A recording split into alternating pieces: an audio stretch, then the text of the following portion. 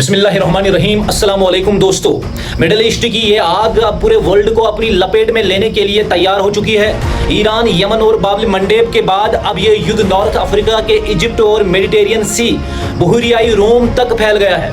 कल रात एक ऐसी हैरान करने वाली घटना हुई जिसने साबित कर दिया है कि ये अब दो देशों की नहीं बल्कि एक ग्लोबल तबाही बन चुकी है। दोस्तों, एक तरफ अमेरिका और ईरान के बीच आमने सामने मिसाइल्स बरस रही है, तो दूसरी तरफ जो है वो डोनाल्ड ट्रंप ने वॉशिंगटन से हमास के साथ एक बड़े पीस ट्रीटी का दावा करके पूरी दुनिया को चौंका दिया है। चलो दोस्तों, जल्दी से बैठो और इस आग उगलते युद्ध और ट्रंप के इस सबसे बड़े सियासी दाव का एकदम आसान भाषा में पोस्टमार्टम करते हैं। वीडियो को एंड तक देखना क्योंकि ग्लोबल डिप्रेशन का ये खतरा आपको दंग कर देगा।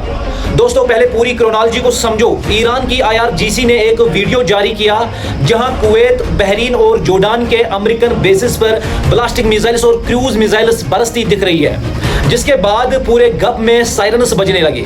इसके जवाब में US सेंटकॉम ने साउदर्न ईरान के अवाज, बुशर, कासिम और अबू मूसा आइलैंड्स पर भयानक एयर स्ट्राइक कर दी है। लेकिन मेरे दोस्तों, सबसे डरावने वाला ट्विस्ट कैरियो के पास नॉर्दर्न इजिप्ट के डेमिटा पोर्ट पर हुआ।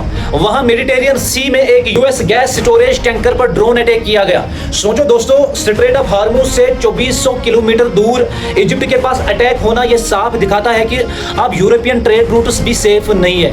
वाशिंगटन और तेहरान दोनों इस पर बिल्कुल चुप हैं, पर इस खामोशी ने मार्केट में भयानक खौफ पैदा कर दिया है। तो अब आते हैं इस वीडियो के सबसे बड़े विक्टिम पर, जो है इराक। दो लोहान के बीच इराक इस तरह पिस रहा है कि US और सऊदी एयरफोर्स ने मिलकर वहां ईरान बैक्ड पॉपुलर यानी मोबिलाइजेशन फोर्स पर भयानक बमबारी की है, जिसमें 5 ईरानियन मिलिट्री एडवाइजर समेत 20 से ज्यादा फाइटर्स मारे गए हैं।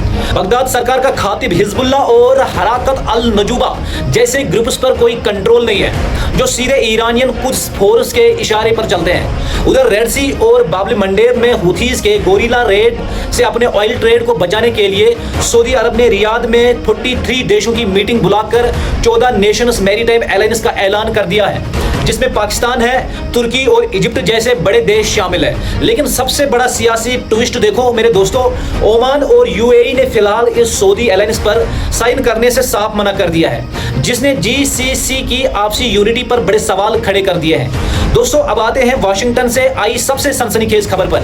डोनाल्ड ट्रंप ने दावा किया है कि कतर, इजिप्ट और तुर्की के साथ मिलकर उन्होंने हमास के साथ एक 20 पॉइंट पीस प्रोग्राम साइन किया है, जिसके तहत हमास 14 दिनों में अपने हैवी वेपन्स और अंडरग्राउंड टनल्स की डिटेल्स सूफी कमेटी को सौंप देगा और इजराइल पीछे हट जाएगा। लेकिन हमास ने शर्त रखी है कि वो वेपन्स तबाही देंगे जब इजराइल 7 अक्टूबर 2023 से पहले वाली बॉर्डर लाइन्स पर वापस जाए और गाजा की नक्शेबंदी पूरी तरह खत्म करे। उधर इजरायली आर्मी ने साफ कह दिया है कि जब तक हमास जड़ से खत्म नहीं होता वो 1 इंच भी पीछे नहीं हटेगा। सियासी एक्सपर्ट्स का कहना है कि यह पूरा प्लान सिर्फ और सिर्फ डोनाल्ड ट्रंप का नवंबर मिड टर्म इलेक्शन के लिए एक पॉलिटिकल स्टंट और गिमिक है, ताकि उन्हें वोट्स मिल सके।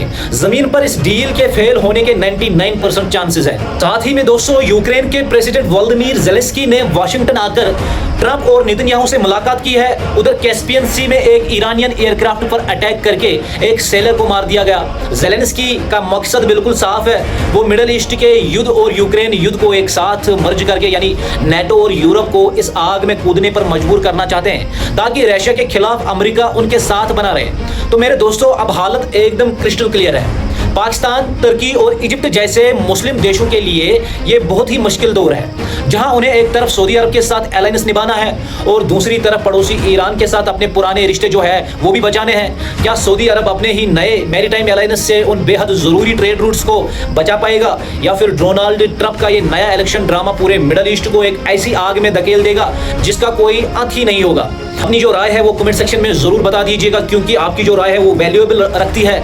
और इस वीडियो को जो है वो ज्यादा से ज्यादा शेयर कीजिएगा।